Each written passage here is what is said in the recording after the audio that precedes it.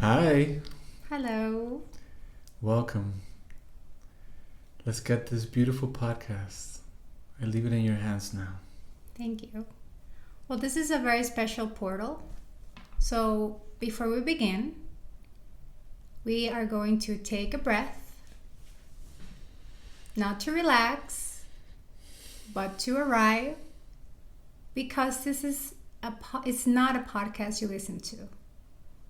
This is a portal. This is a space where your soul is going to start to remember. And I am grateful for this space that you're going to enter. So take a deep breath and let your soul start to remember. Because your soul already knows, even if your mind doesn't yet. Thank you. So this Starseed talks, today we are going to talk about something I really enjoy. We both really enjoy, which is traveling and connecting to different parts of Mother Earth. Yes. But I want us to, let's go into that. Like sacred sites and soul remembrance. Of course. Why do certain places call us? Well, because your soul remembers. And we are living in times that consciousness is more and more in the ignition, in the awakening part. And we are remembering our past lives. We are remembering who we were.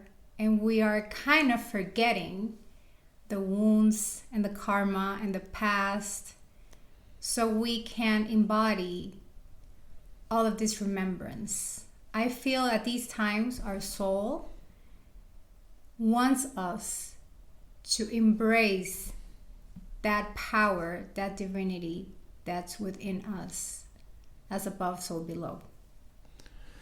You know, it's interesting because people say that when you travel, you come back different. Yes. You come back, and it's in all the whole parts of the travel. Even if when you're on the plane, you know, it's a different experience. You're in a different altitude. Personally, I love to meditate there. I feel it's like Me too. It's a portal. It's something else. Yes. And when you reach certain areas, you feel the energy before you recognize. So it's like your soul is recognizing the place.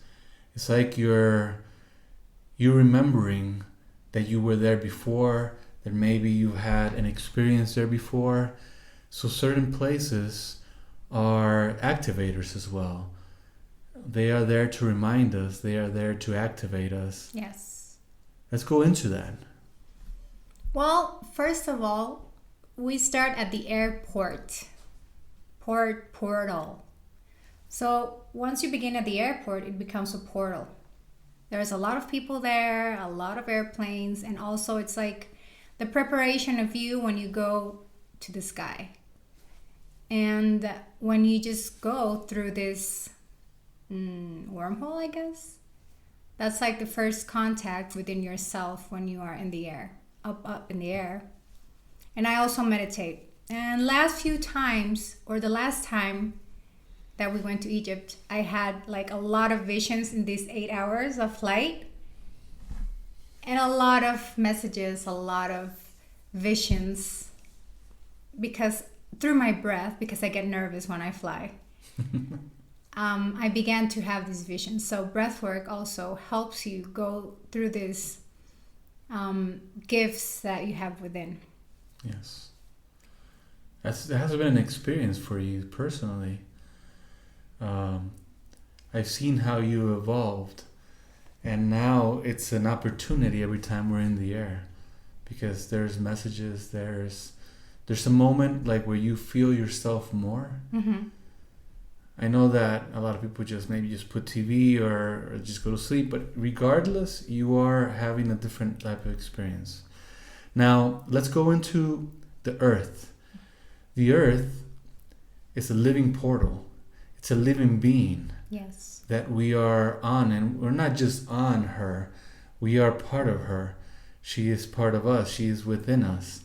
So what we have done with our men's circle, women's circle, we touch a lot about our chakras, our ley lines, our meridians, how our energetic body works. So let's go deep into and talk about how Earth also has an energetic body. She has certain areas that are called ley lines that hold different frequencies. Yes. Can you give me some feedback on that? Well, for me, yes, the earth, it's a big womb. Well, where all was created. And I think earth is feminine because Mother Nature, it's the great mother. So as women also give birth, earth does too, but you need some type of energy to create worlds or humans or energy. So yes, there are different sites in the world, like a lot that I resonate with because of my calling to the divine feminine, me as Nadia, especially Egypt, India, Tibet, Lake Atitlan in Guatemala. It's a big womb, that's alive, and I've also been there. There's a dragon there that lies below the surface etherically. There's Peru too that I've been called to because of the Pachamama and I think it's like the origins of mankind and of humankind. And also like the ET energy, it's there in Peru. But especially right now in Cyprus also, because right now I'm remembering a lot of the goddess and how ancestral we are and where we come from, the origins, the primordial waters. So right now in this time of me, as I give you my experience and remembrance, I feel connected to these spaces. So that's why I feel the call to go and integrate all of this energy and memories from these spaces. So I think it's important to also point out that ancient civilizations, they had so much technology. They were not what the history tells us that they had.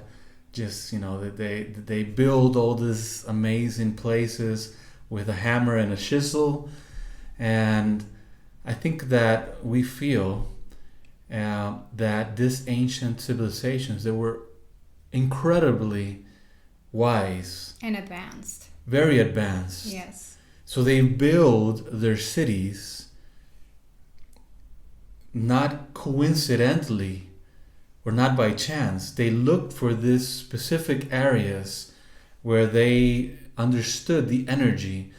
And what happened then was when you build this ancient technology, this sacred sites, it gets amplified by the energy in the place.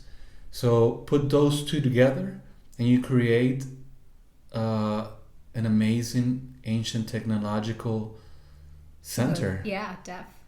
Okay, so that is something that is very important for mankind right now and humans to understand, that because those are still active. Yes. All those places are now becoming more and more active because Mother Earth as well is raising her frequency. Very active.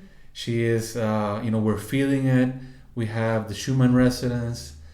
Everything that's going on right now, it's kind of like cycling back to moments where our past relatives they understood that, but they left this for us.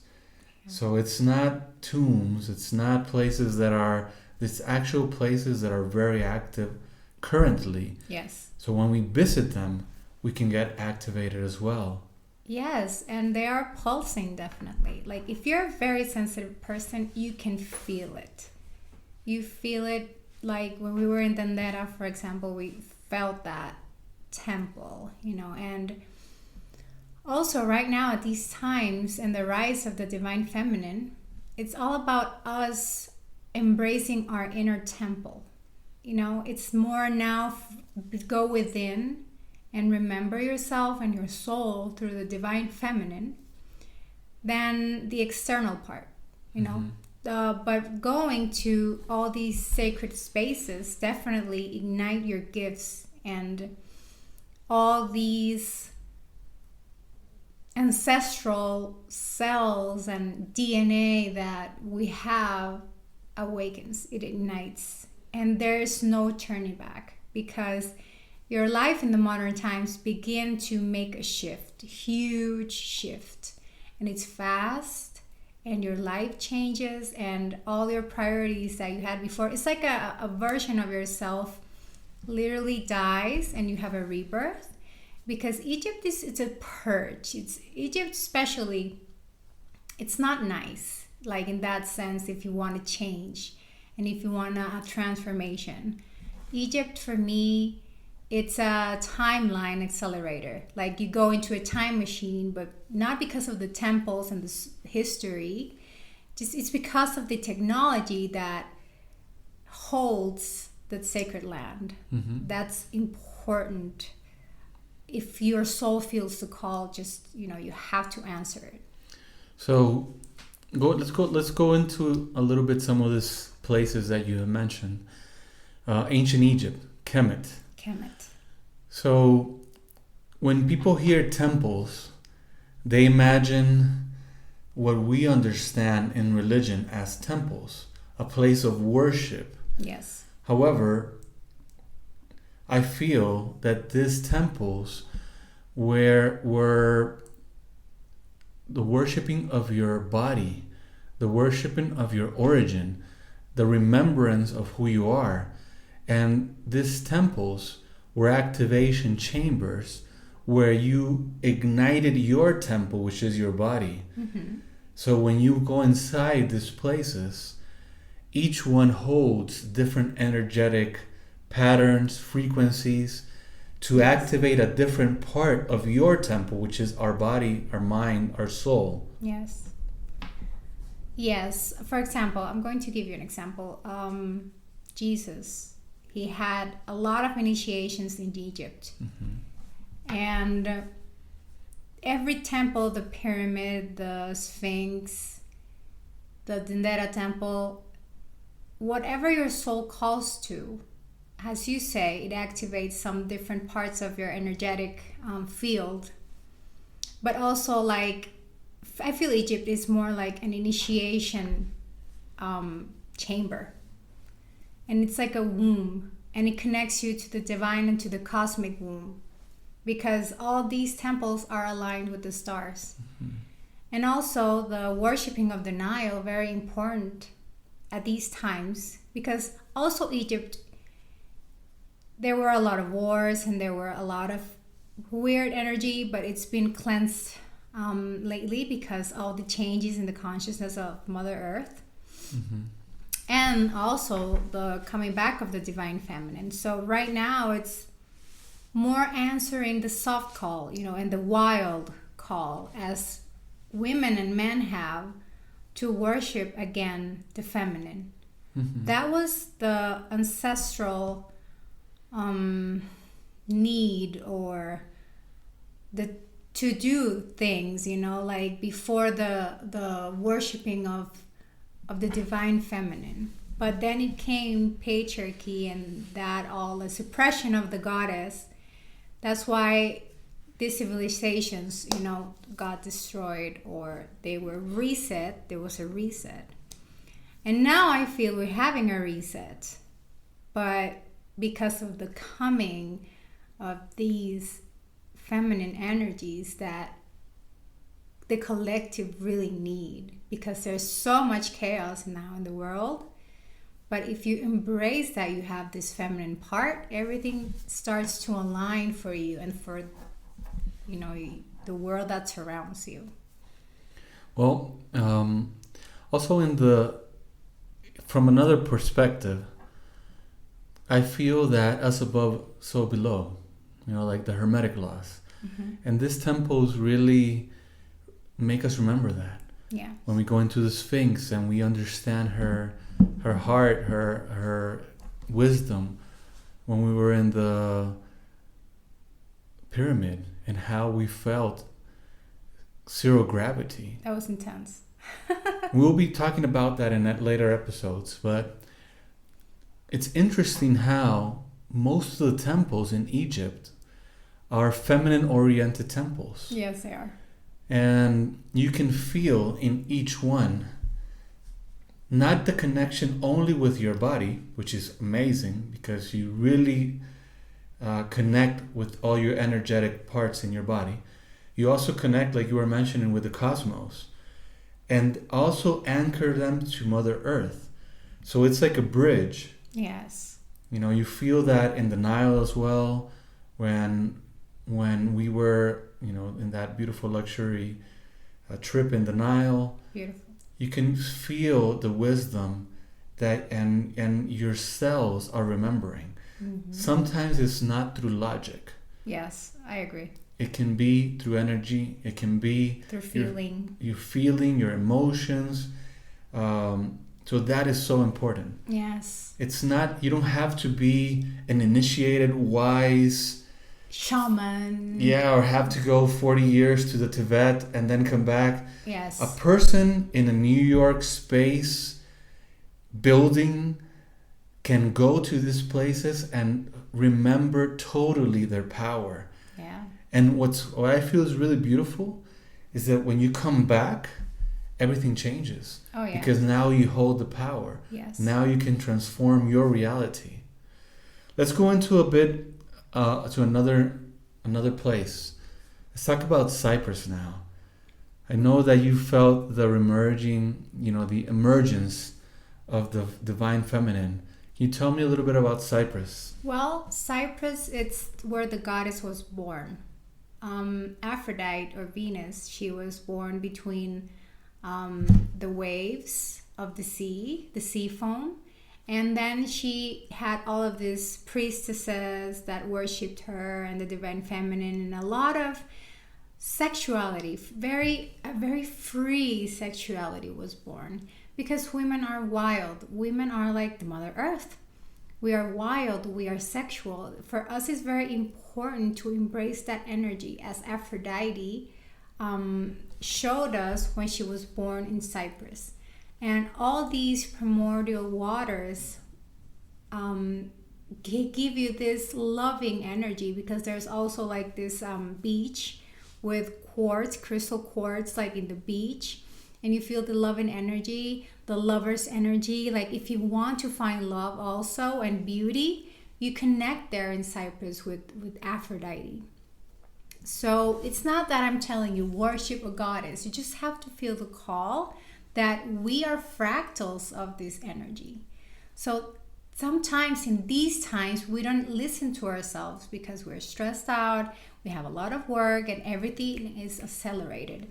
So I invite you to embrace this energy of softness, of wild, of fire, water, and the goddess that you are, ancestral, in the ancestral way. That's the ancestral way. For me, that represents Cyprus to me. Of course. Yes. And understanding that we live in cycles, that's going into another subject, but there is cycles everywhere, cycles in the universe, cycles in the earth. Everywhere. We have cycles. So it's natural that in the polarities, we can feel both. But right now, we are kind of integrating our shadows. We are integrating our darkness as well. And that's a beautiful thing. The shadow. That's a beautiful thing. Beautiful. That's you can have the remembrance and integrate all parts of you without feeling ashamed of any parts of you. Yes, I agree. Once you do that, your power is back. It's back. Yes. Well, the world needs authenticity. The world needs for you to come back and remember who you are. And that's not a cliche. It's actually a big truth. Like, you have to have your voice, say it. You have to put your limit. You have to be soft, reset, take a break. That's good. Without shame, as you say, without guilt. Mm-hmm. But we have been programmed to be like robots, and we are not. We are cyclical beings, especially women. We need to rest. We need to make love. We need to have orgasms. It's very important for us to just give away, like the infinite sign, the symbol, to give back and get into return all of these energies for us to be the goddess that we are in these modern times. I feel that. Of course. Let's go into Peru. Another amazing site. Very energetic. Yes. The living mountains, the living earth. When we were in Peru last time, one of the things that I was feeling is that the history as we know it has been changed.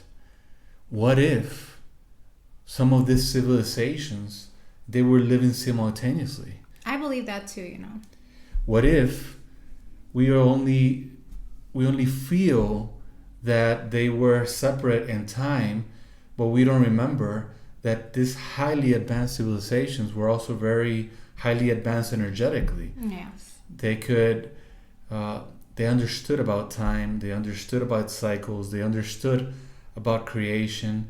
So I feel, and you can see them when you see Kemet, Egypt, when you see Peru, when you see the Mayans. They're very similar, yes. They have very similar energy. Mm-hmm. Technology is very similar. We have misunderstood what their temples or their structures are, because we always want to put like, oh, I feel that this is a house where the leader was, and maybe it was an initiation chamber. Definitely. Maybe it was a place where you went to heal, where the vibrations of the geometry was aligned with the stars. In this case, we're talking about Peru as well, with the solar aspect, the equinox, the solstice, the importance of those connections. So Peru for me is also the connection with the sun. Yes. It's also a connection with the cosmic mother, with the cosmic father.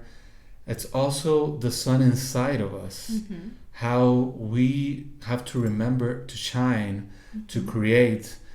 I feel that Akhenaten energy in Peru, and Akhenaten is from Egypt, it's from Kemet, mm-hmm.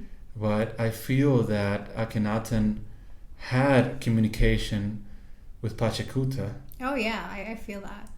And the inner light, the sun. Exactly. The son of God, And yes, I think these civilizations intertwined from the Atlantean civilization, and then it spreaded through the world, because also the temples are very similar in shape and form and sound frequencies and the way they used to heal, and then they're aligned with the stars.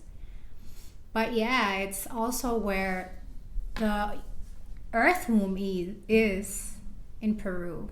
I feel it in Machu Picchu also. Mm-hmm. So it's very important to connect to the mother, as men and women, to connect to our mother, that's Mother Nature. And I feel like in Peru, when you're there, you feel the love of Mother Nature so much that you feel a part of it. And when you mention Akhenaten, probably it's because you are relating the law of one, that we are all in every part of these sites or ancient sites. And you said that something mentioned important, the law of one. When you mention also the feminine aspect, I want to go into also the masculine aspect. See, in Peru and in all these ancient sites, men also will balance their energy. They will remember what the sacred masculine is as well. What protection, creation, integration means. What does it remember when you connect with Mother Earth, with Pachamama, which is part of us? Oh, yes. So I feel that for men going into Egypt, going into Cyprus, going into Peru, it's also a remembrance. It's also a development of who we are and letting go of that masculine aspect that has been distorted. Yeah, the wounded masculine. Exactly, and it's not because the male wants to have it distorted, but this has been a system that has been going on for a while now. Oof. In which feminine and masculine have been wounded, have been misinterpreted, distorted. And in these ancient sites, the energy, the temples, the connection that you have realigns everything. Definitely. I agree with you. It becomes one as a sacred union, as it should be from ancestral times to the origin of times. Exactly. I feel also that what we were talking about a while ago, you do not have to be a spiritual being that is searching. Sometimes we are spiritual beings in our day-to-day work. Yes. In our what people call grinding, because it's a very competitive world. But when we take the time to get out of our office and go reconnect with ourselves, do you imagine the power that a CEO is going to have when you get this connection? And then you can run your empire now from your heart. You can run your business consciously, and it will expand, because at the end of the day, money is an energy. That gold that we are creating, it's an energy. And it's a birthright. It is our birthright. Abundance is a birthright. So with abundance comes money, comes joy, relaxing, self-care. So you have to just slow down, take a chill pill. Let's talk about another amazing place, Guatemala, that holds Central America in general. Yes. But Guatemala holds amazing energetic places. Let's Very talk about energetic. Lake Atitlan. Yes, my favorite place in the whole world. Well, Atitlan, Lake Atitlan, for me, it's a very special place because I see it and I feel it as a womb. Mother Nature embracing me every time I go, and I feel how the sacred waters talk to me when I go. Water holds memory, and I feel that of all these earth resets, I feel like Lake Atitlan holds a very ancient memory that talks to me. So the last time I tapped into the Akashic of Lake Atitlan, and I had a vision of this dragon mother being with, like, below the surface of the lake, like as a guardian of the lake. And I want to mention something. Every time you go to all these sites, you have to ask for permission before you go, because they are so sacred, so ancient, and they have guardians that are protecting the land. And if you have to behave well with respect every time you go to these places. So I asked for permission if I can tap into the Akashic of Lake Atitlan, and I saw this beautiful dragon that it's below the waters etherically as a guardian. And I read once that the world and the earth was created from two dragon mothers. The fire dragon mother and the water dragon mother. So I felt the water dragon mother there in Atitlan, and I think her fractals are in all these beautiful lakes and in the world. for me, it holds a very special divine cosmic energy also, even though if it's an earth. For me, it's like a mirror of the sky, Lake Atitlan. Well, there's two things that I want to mention there as well. The volcanoes here in Guatemala really add to the energy because they are, in my personal experience, they hold even temples inside. It has been said that the original Egypt was here in America. That's why people go to the Grand Canyon and they feel similarities to the Sphinx. We've seen here in Guatemala how some of the mountains resemble pyramids. Pyramids, yes. And the same is in Peru. Makes sense. So if we understand that there is ancient knowledge more than the history has said that it is, then we can understand that in these waters like Lake Atitlan, we can receive this knowledge. Because as you mentioned, water holds knowledge. It holds energy. Water is the only element that never transforms any different than its original structure. Water basically acts the opposite as all the other elements on Earth. So Lake Atitlan definitely holds a lot of memory. It's also been said that Mary Magdalene walked there. Oh, yes. And so those type of stories, we don't hear about them we almost never hear about them. But your soul knows. If when you resonate, it's because your soul knows that's your truth. And hold to your own truth. That's the one that is valid. So we talked about 4 amazing places in the world. We'll be talking about them deeply in other moments, in other episodes. But I want to ask you one last question. Why go to a retreat in these places? I want you to let me know what happens in a retreat. And when you mix them with these energetic places and the wisdom that we bring, what happens in a retreat? Why go to a retreat in these places? You start to feel. You start to not feel numb, and you start to feel present. Like you have been sleeping, like the sleeping beauty for all these time because of the modern, movement and the accelerating part. You start to feel. You start to recognize yourself. If you feel like you're lost, you find yourself in these strips, because they are more like initiatory. It's not simple travel. They are going to strip you away the version that you are now, like fast. And you're going to become the person that you want to become, that you already are, in just 7 days. So I'm just going to give you, like, the last time I went to Egypt with the group, it was only for the first day, and people were like, this is only the first day.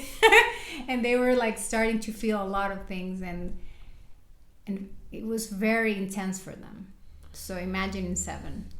So I think also that there's 2 things. One, no group comes together without a mission. Oh yeah, it's a mission. So the people that participate in retreats, when they come together, it's like they recognize each other. They do. Because they all felt a calling to come to a certain place in that moment, in that time. Interesting. Yeah. So there's a brotherhood and a sisterhood that happens there. It's beautiful. And that's something that is important to recognize.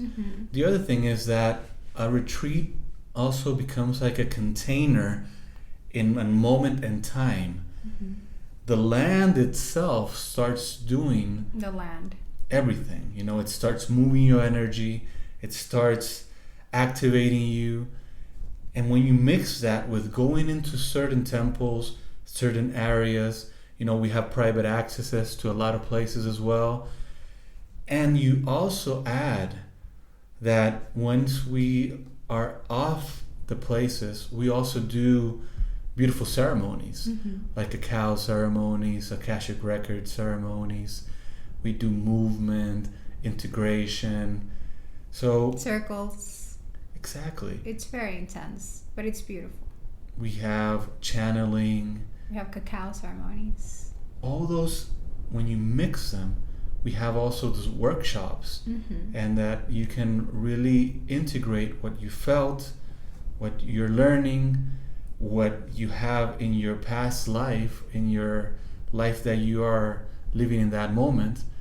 All that comes together and it transforms you. Like you mentioned, you have like a rebirth.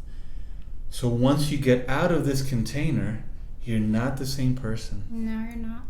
In just 7 days, your whole life can change. It changes. It transforms.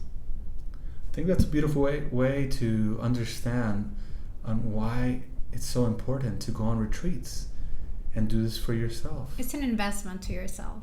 Exactly. Like, don't keep spending on a psychiatrist or a psychologist. Like, in 7 days, you're going to be another person. Like, a reset like that. Because the land does that. Exactly. Just the land. And obviously the calling, answering the calling to this beautiful transformation and initiation, it's going to be very igniting and awakening for you. So I think we can end this conversation with that beautiful last thoughts. Yes. The land calls you. Land calls you. Answer the call. So and it becomes a remembrance. Once you answer the call, it becomes a remembrance of your soul. Yes. And you pass to another new version of yourself. Definitely. Thank you. Thank you.